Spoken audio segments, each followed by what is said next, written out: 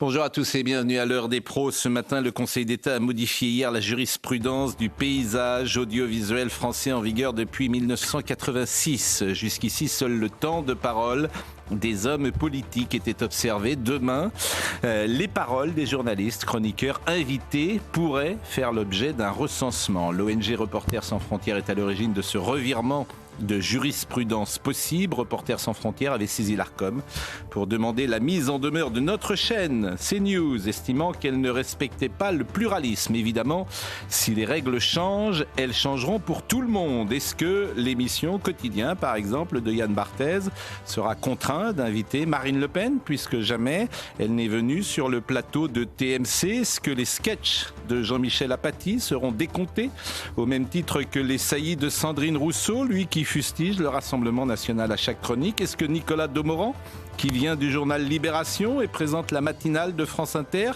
devra laisser sa place une semaine sur deux, pourquoi pas à Geoffroy Lejeune?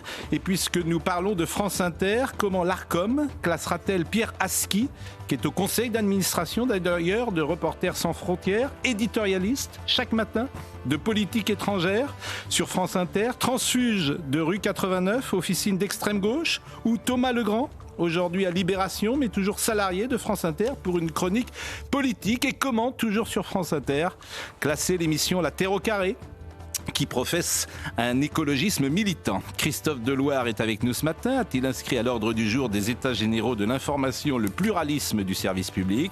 Il réserve ses coups les plus durs pour CNews. Il est étrange d'ailleurs de constater que les attaques les plus vives viennent de Télérama, Libération ou Le Monde, la sainte trinité des bien-pensants qui éructent l'anathème quand ils entendent dans le paysage d'autres voix que les leurs.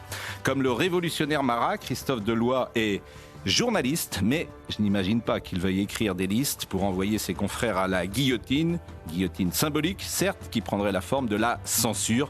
Je le remercie d'être avec nous et il pourra nous répondre dans quelques instants. Bonjour Christophe Deloire et merci d'être avec nous.